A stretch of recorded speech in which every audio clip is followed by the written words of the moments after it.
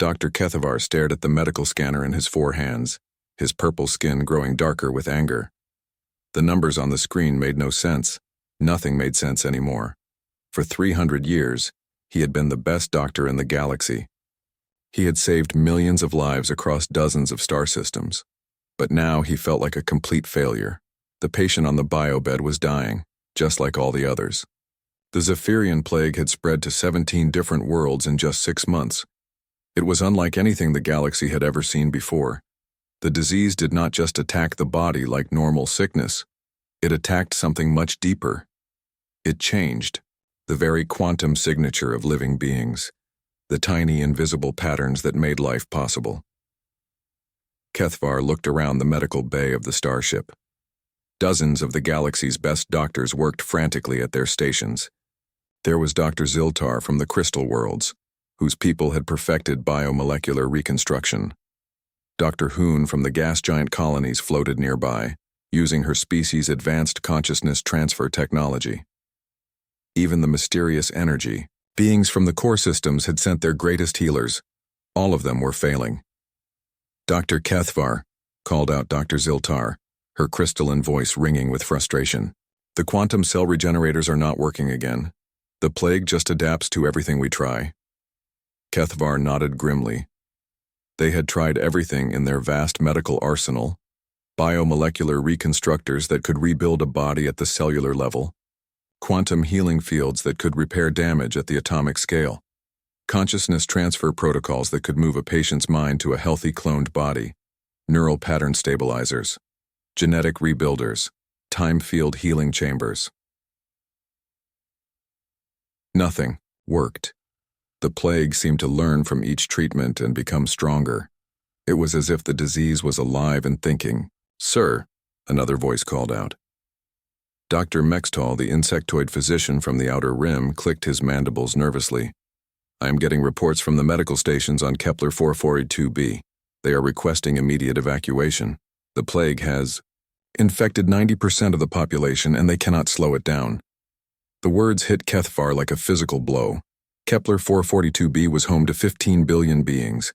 If they were giving up, if they were calling for evacuation instead of more medical supplies, then the situation was truly hopeless. "What about the research station on Proxima Centauri?" Kethavar asked, though he already feared the answer. "Gone silent 12 hours ago," Dr. Mextall replied quietly.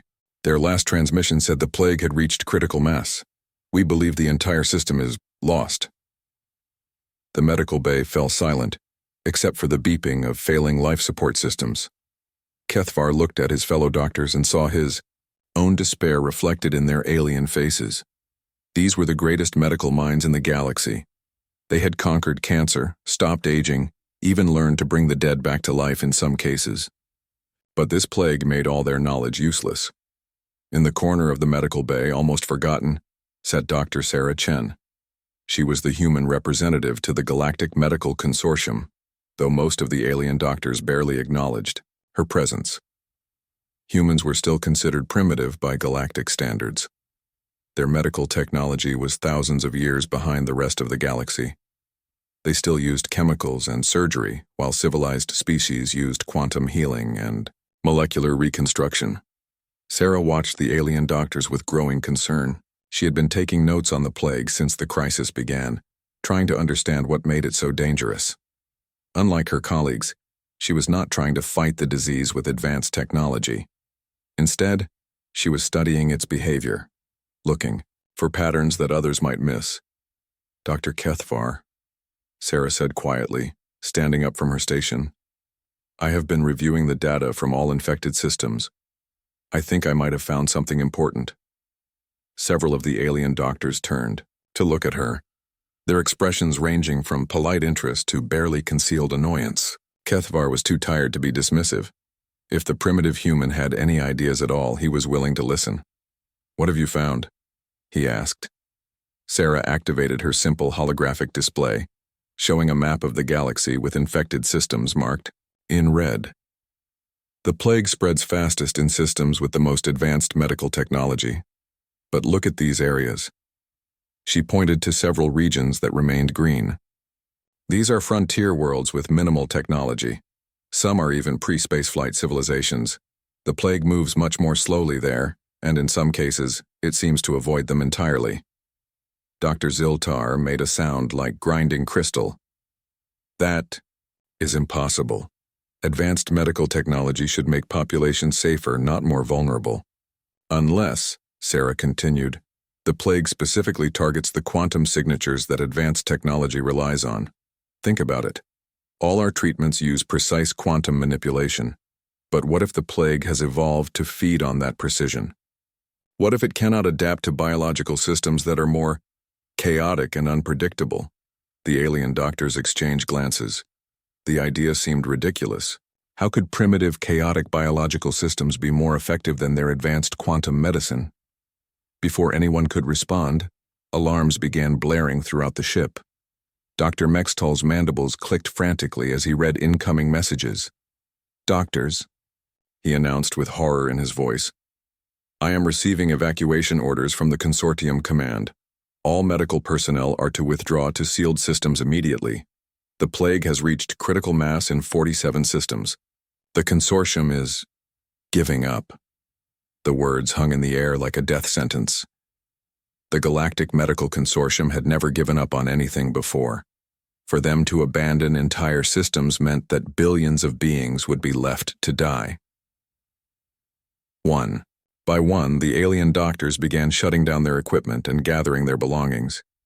Dr. Ziltar was the first to leave, her crystalline form reflecting the emergency lights as she headed for the evacuation shuttles. Dr. Hoon followed, her gaseous body compressing into a travel container. Soon only Kethvar and Sarah remained in the medical bay. "You should go too," Sarah told him quietly.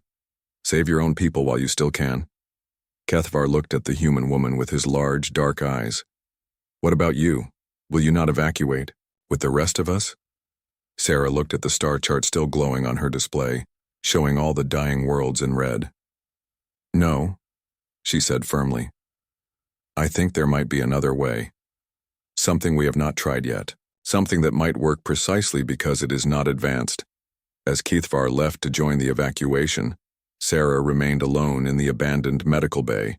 Around her, the sophisticated alien equipment powered down one by one, but her simple, human tablet kept working, displaying her notes about the plague and her theory about primitive medicine. She was already planning her return to Earth. Sarah's ship landed on Earth with a soft thud in the middle of a grassy field outside São Paulo, Brazil. She had been traveling for 3 days straight, her mind racing with ideas that seemed impossible but might be the only hope left. The galactic communication networks were full of terrible news. More systems falling to the plague every day. Entire civilizations going silent. The great alien empires sealing their borders and abandoning the outer worlds to die. But Earth remained, untouched. The plague had not reached their small blue planet yet, though Sarah knew it was only a matter of time. She had maybe weeks, possibly days before the disease arrived. That was not much time to test a theory that everyone else would think was crazy. Sarah walked through the busy streets of São Paulo, past vendors selling fruits and vegetables, past children playing in small parks. These people had no idea that the galaxy was dying around them. They lived their simple lives, unaware that their primitive world might hold the key to saving billions of lives. She took a taxi to the University of São Paulo, where she hoped to find the one person who might understand her wild idea. Dr. Helena. Vasquez was not famous like the alien doctors Sarah had worked with. She did not have advanced degrees from prestigious galactic universities. But Elena knew more about Earth's plants than anyone else alive. Sarah found Elena in a greenhouse behind the biology building, surrounded by hundreds of different plants from the Amazon rainforest. Elena was a small woman with dark hair and soil under her fingernails. She looked up from a microscope when Sarah entered, her eyes curious but cautious. "Dr. Chen?" Elena said, recognizing Sarah from news reports about Earth's involvement in galactic medicine. "What brings a space doctor to my little greenhouse?" Sarah sat down on a wooden stool next to Elena's workbench. "The galaxy's dying," she said simply, "and I think your plants might be the only thing that can save it." Elena raised an eyebrow. "My plants? You do know that galactic medicine is Supposed to be thousands of years more advanced than anything we have here, right? That is exactly the problem, Sarah replied. She pulled out her tablet and showed Elena the data she had collected about the plague. This disease feeds on precision. It adapts to anything that is too organized, too predictable. All of our advanced treatments use exact quantum frequencies and perfect molecular structures. The plague learns from them and becomes immune. Elena studied the data carefully, her scientist's mind working through the implications. So you think that something less precise, more chaotic might work better? Exactly. I have been studying the infection patterns, and the plague moves slowest in areas with diverse, unpredictable biological systems. It cannot adapt to something that is constantly changing in random ways. Elena stood up and walked over to a particular plant in the corner of the greenhouse. It looked ordinary, with broad green leaves and small white flowers. Nothing about it seemed special or impressive. This is Miraculum resilience, Elena said, touching one of the leaves gently. The local people call it Earth's leaf because it seems to cure everything. My grandmother used to make tea from it for any sickness. I have been studying it for 10 years and it still surprises me every day. Sarah leaned forward, interested. What makes it so special? Chaos, Elena said with a smile. This plant produces over 2,000 different chemical compounds, but never the same combination twice. The soil it grows in changes the chemistry. The weather changes it. Even the time of day when you pick the leaves changes what chemicals you get. It is impossible to predict or replicate exactly. Sarah felt her heart racing. This was exactly what she had been hoping to find. Have you ever tested it against diseases? Many times. It seems to work against viruses, bacteria, even some cancers, but I could never figure out why. The compounds are too complex and variable to study with normal methods. Every sample is different. Sarah grabbed Elena's hands excitedly. That is perfect. Do not you see? The plague cannot adapt to something that is never the same twice. It needs predictable patterns to learn from, but this plant gives it chaos instead. Elena looked skeptical. Even if that is true, how would we test it? The plague is not here on Earth yet, and I hope it never gets here. Sarah reached into her bag and pulled out a small sealed container. Elena stepped back nervously when she saw the biohazard symbols covering it. I brought samples, Sarah said quietly. Small amounts of the plague in secure containment, enough to run tests but not enough to cause an outbreak. You brought that disease to Earth? Elena asked, her voice rising. Are you insane? Maybe, Sarah admitted. But if we do nothing, the plague will get here anyway. At least this way we have a chance to fight it. Elena paced around the greenhouse, thinking hard. Everything about this plan seemed dangerous and impossible. Testing alien diseases with local plants went against every safety protocol she knew. But the desperation in Sarah's voice was real. If the galaxy was really dying, then maybe, desperate, measures were the only option. Okay, Elena said finally, but we do this carefully. Small tests first, and if anything goes wrong, we destroy everything immediately.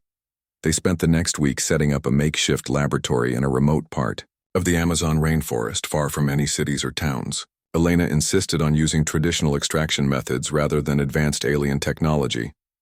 She said the plants responded better to gentle natural processes.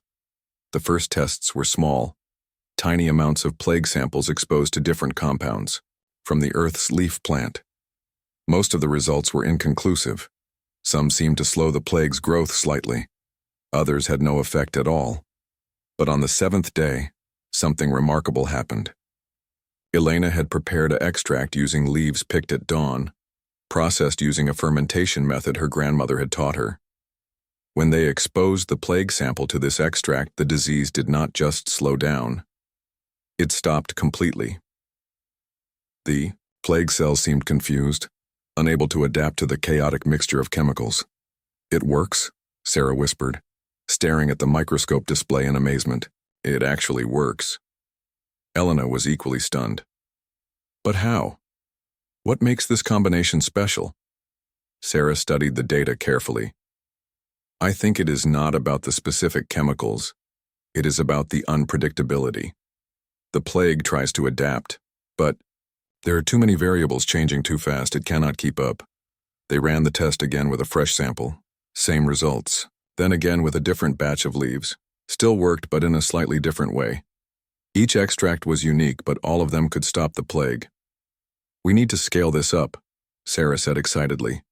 We need to make enough treatment for entire star systems. Elena looked worried, but that is impossible. Each treatment has to be made individually with fresh plants. We cannot mass-produce something that has to be different every time. Sarah stared out at the vast Amazon rainforest surrounding their small laboratory. Millions of plants, each one unique, billions of possible combinations. It seemed impossible, but maybe that was exactly what made it possible. Then we do not mass-produce it, she said slowly. We make it the human way, together. The rain fell softly on the metal roof of their jungle laboratory, as Sarah and Elena worked through their third sleepless night. Around them, hundreds of small glass containers held different plant extracts, each one a unique combination of chemicals that might save the galaxy. The air smelled of earth and green growing things, so different from the sterile metal corridors of alien medical ships. Elena carefully measured drops of extract into a testing dish, her hands steady despite her exhaustion. This batch was made from leaves picked during yesterday's thunderstorm, she explained to Sarah. The electrical activity in the air seems to change how the plants produce their chemicals. Sarah watched through the microscope as the plague sample met the new extract. Once again, the disease stopped spreading and began to break apart. But this time, it happened faster than before. The storm-picked leaves were even more effective. Every batch is different, Sarah said in wonder. But they all work. How is that possible? Elena smiled tiredly. My grandmother used to say that the forest knows things we do not. She said the plants were always listening, always changing, always learning how to heal. She paused to stretch her aching back. I used to think it was just superstition. Now I am not so sure. They had been refining their process for 2 weeks, learning through trial and error. Sarah had wanted to use alien technology to speed up the work, but Elena insisted on doing everything the traditional way. She picked leaves by hand at different times of day. She used wooden tools instead of metal ones. She even sang to the plants while she worked, following old customs her family had taught her. At first, Sarah thought these methods were too slow and primitive, but gradually she began to understand. The alien way of doing medicine was all about control and precision. Every molecule had to be exact, every process had to be repeatable, but the Earth's leaf did not work that way. It was wild and unpredictable, and trying to control it made it less effective. The plague is getting closer, Sarah said, looking at reports on her communication device. It has reached the outer solar system. We have maybe 5 days before it gets to Earth. Elena nodded. Grimly, they both knew what that meant. If the plague reached Earth before they found a way to mass-produce the treatment, their discovery would die with them. But how could they make millions of doses of something that had to be unique every time? I have an idea, Elena said suddenly. But it is crazy, crazier than anything we have done so far. Everything about this is crazy, Sarah replied. What are you thinking? Elena walked over to a wall covered with maps of South America. Red pins marked locations where the Earth's leaf grew wild. We cannot make millions of identical doses, but we could make millions of different doses, each one unique, each one crafted by different people in different places. Sarah looked at the maps, trying to understand. You mean like a network? Different teams making treatments in different locations? Exactly. The Earth's leaf grows all over the Amazon basin. There are indigenous communities who have been using it for hundreds of years, small towns with traditional healers, university research stations, botanical gardens. If we could organize all of them to make treatments using their own methods, their own local variations of the plant, we would have an army of unique cures, Sarah finished, excitement growing in her voice. Each one different from all the others. The plague could never adapt to all of them at once. Elena grabbed a tablet and began making notes. We would need to teach people the basic extraction methods, but let them add their own variations. Different fermentation times, different combinations of plants, different preparation rituals. The more chaotic and diverse, the better. Sarah was already composing messages in her head. I can contact the Brazilian government, the universities, the medical schools. They could spread the word through their networks. And I know the traditional healers, Elena added, the curanderos, and medicine women who still know the old ways. They would understand what we are trying to do. They worked through the night, creating simple instruction guides that could be translated into dozens of languages. The instructions were deliberately vague in many places, encouraging local variations and traditional methods. Where alien medical protocols demanded exact measurements and precise timing, their guide suggested things like pick leaves when they feel ready and ferment until the mixture smells like rain. As dawn broke over the jungle, Sarah sent out their first message to the world. She explained the plague threat, the failure of alien medicine, and their desperate plan to fight chaos with chaos. She asked for volunteers to help gather and process the Earth's leaf using traditional methods. The response was overwhelming. Within hours, messages began pouring in from across South America. University students volunteered to help gather plants. Indigenous leaders offered to share their ancestral knowledge. Small-town pharmacists wanted to learn the extraction methods. Even children wrote to ask how they could help save the galaxy. But not everyone was supportive. Dr. Martinez from the São Paulo Medical Center called Elena directly, his voice angry and worried. Dr. Vasquez, what you are proposing is completely unscientific, he said. You cannot fight a quantum-level pathogen with folk medicine and amateur chemists. You will get people killed. Elena looked out at the forest where she had spent her entire career studying the impossible complexity of plant chemistry. Dr. Martinez, our science has failed. The most advanced medical technology in the galaxy could not stop this plague. Maybe it is time to try something unscientific. But your methods cannot be replicated or verified, Dr. Martinez argued. How will we know if the treatments are safe? How will we maintain quality control? We will not, Elena admitted. That is exactly the point. The plague adapts to things that are controlled and predictable. We have to be chaotic and unpredictable to beat it.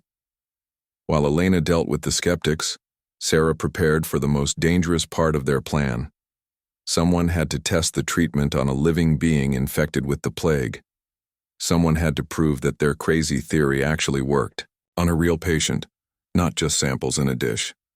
I will do it, Sarah said when Elena found her preparing a small amount of plague sample. Absolutely not, Elena replied firmly. If something goes wrong, we lose our only expert on the plague. It has to be me. They argued for an hour, but Elena was stubborn. She knew the plants better than anyone. She understood the traditional preparation methods. If anyone was going to risk their life testing an impossible cure, it should be her. That evening, as the sun set through the forest canopy, Elena deliberately infected herself with a tiny amount of the plague. Sarah monitored her vital signs while Elena prepared her own treatment using leaves she had picked that morning. She followed the same methods her grandmother had taught her as a child, adding her own intuition about which combinations felt right. The plague began affecting Elena within hours. Her quantum signature started shifting, just like the alien patients Sarah had seen dying in space. Elena's temperature rose. Her cellular chemistry became unstable. But she remained calm, trusting in the wisdom of the forest and the knowledge passed down through generations of healers. At midnight, Elena drank the treatment she had prepared. It tasted like earth and rain, and something indefinable that might have been hope. Sarah watched the monitors anxiously as the medicine spread through Elena's system. For 3 hours, nothing seemed to happen.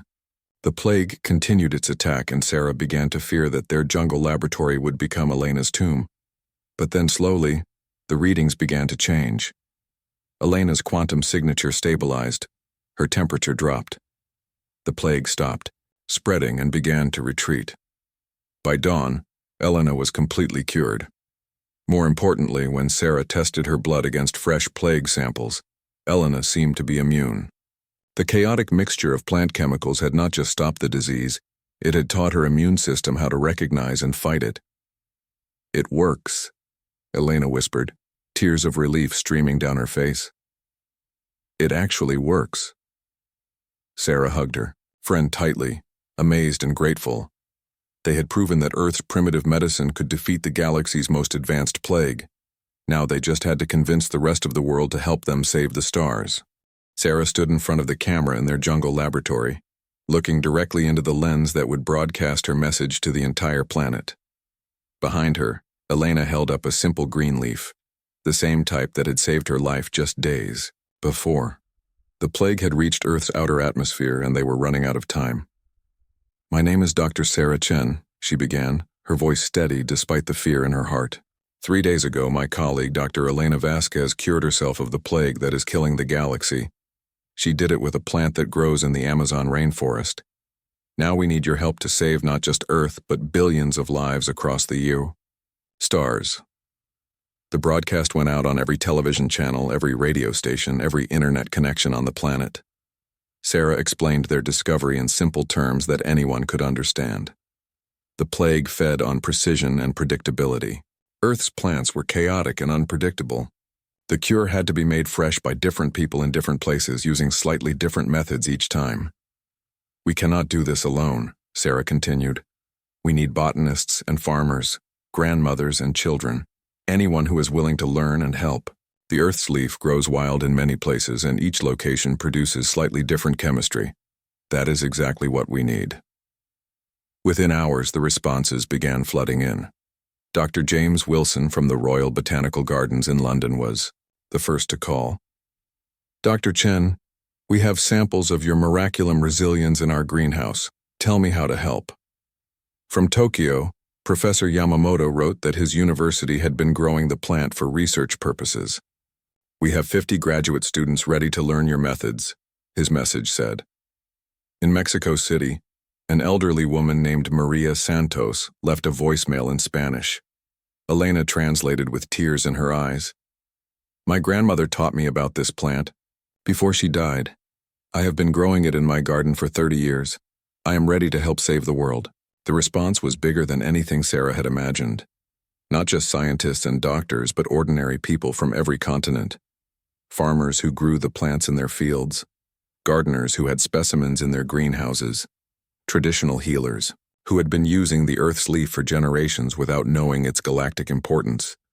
Elena set up training centers in 12 cities around the world. She flew from place to place, teaching the basic extraction methods while encouraging local variations.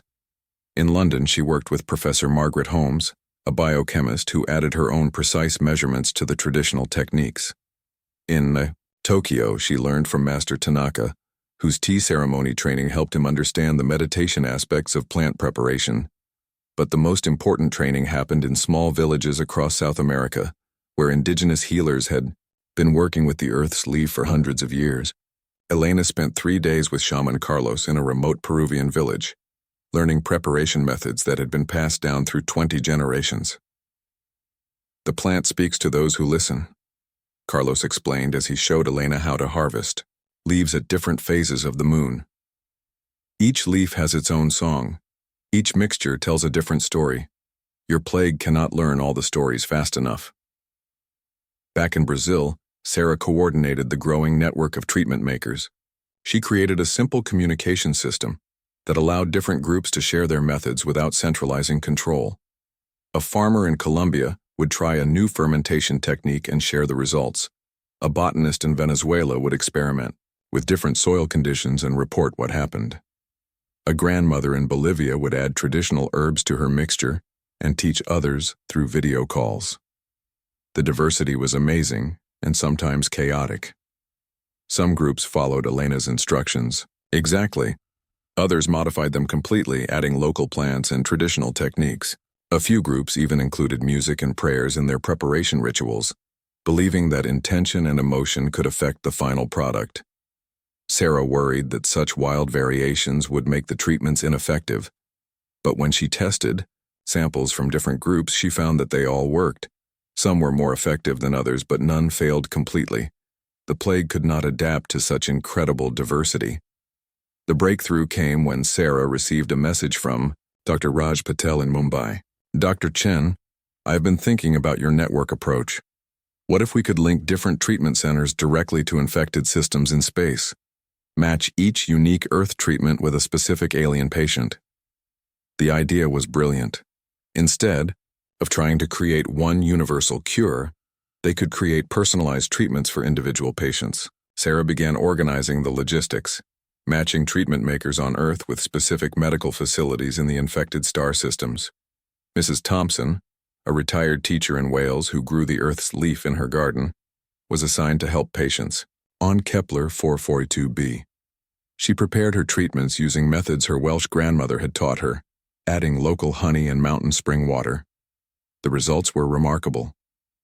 Patients who had been dying for months began recovering within days.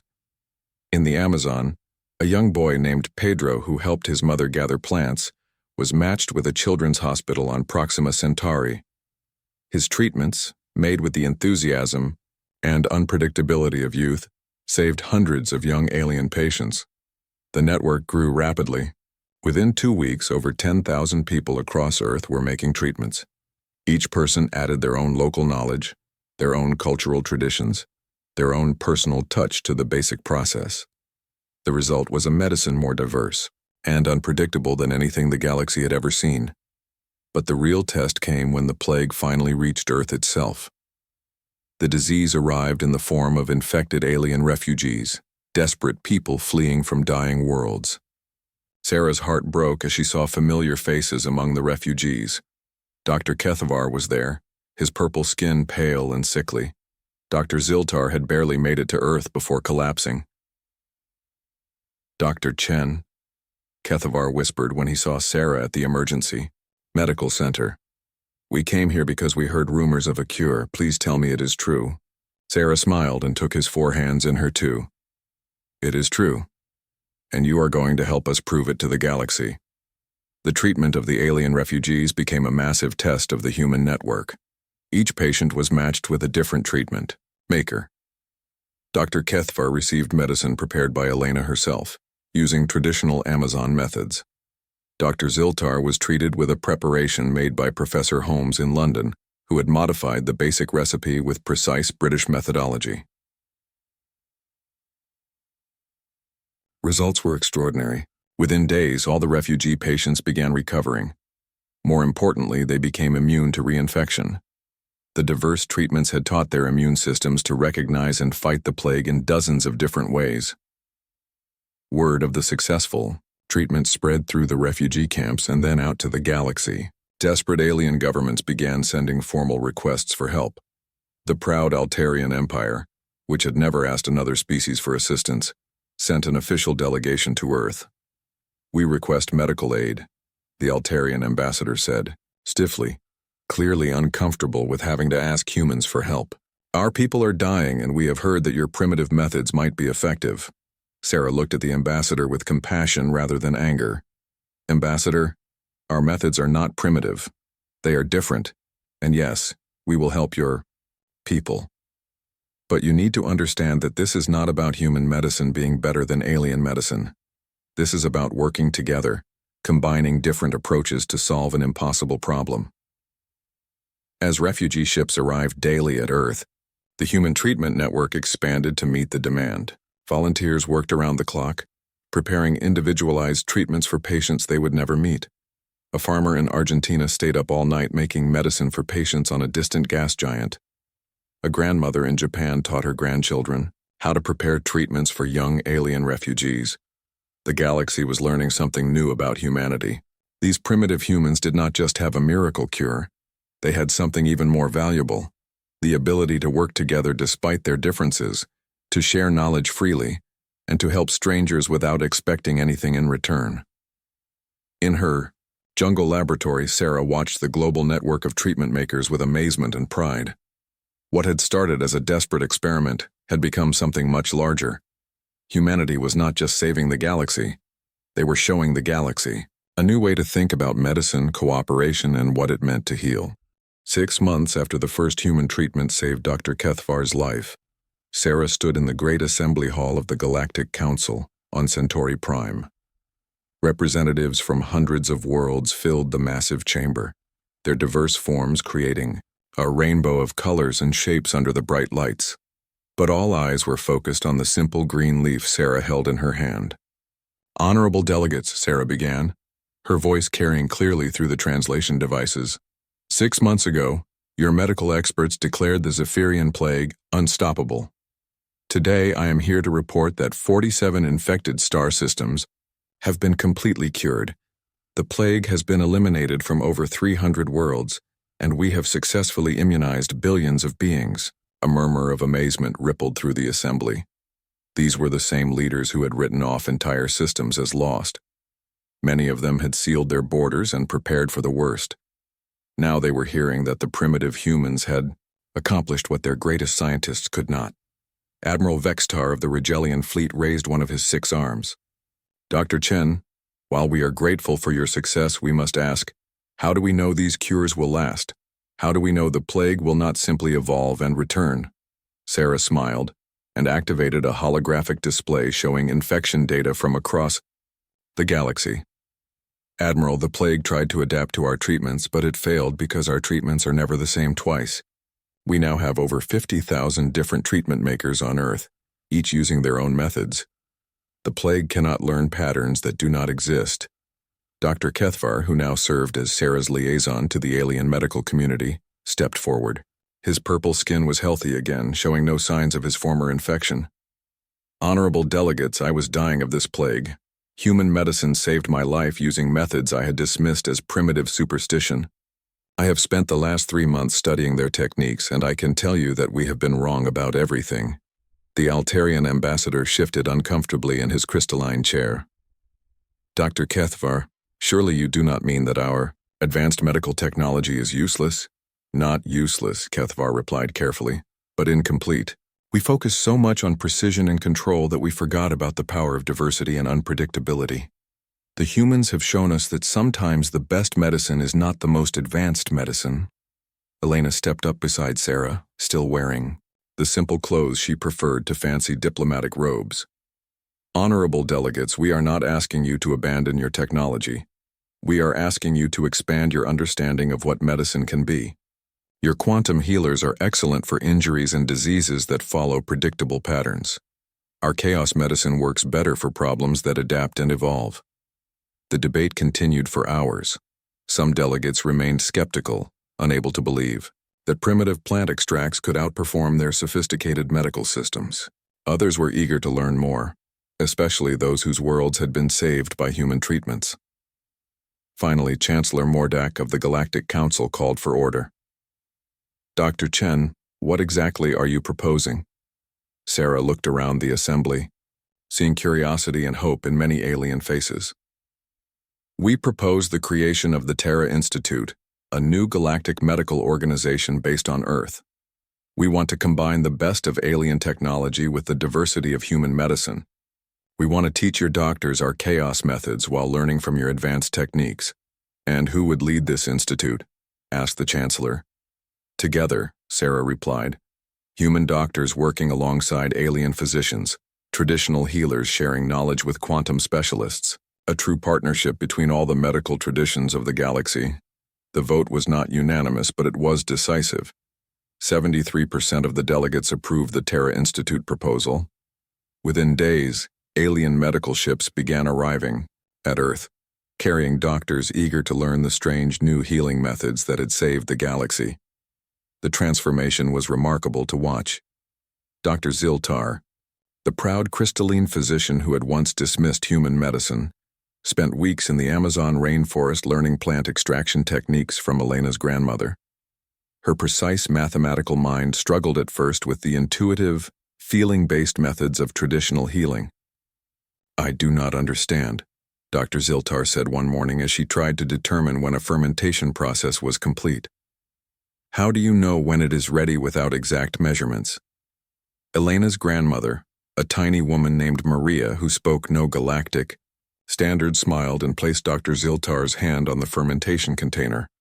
Through Elena's translation, she said, "Listen with your heart, not your head. The mixture will tell you when it is ready." Dr. Ziltar closed her crystalline eyes and felt the subtle vibrations in the container. Slowly, she began to understand. The mixture was alive in ways her technology could not measure. It was changing and growing, and she could sense when those changes reached completion. Similar scenes played out around the world. Alien doctors learned to garden, to meditate, to trust their intuition alongside their instruments. Human healers gained access to alien diagnostic tools that could see problems no plant extract could heal. The combination created something entirely new. Dr. Kethavar established the first chaos medicine clinic on his homeworld of Altair Prime.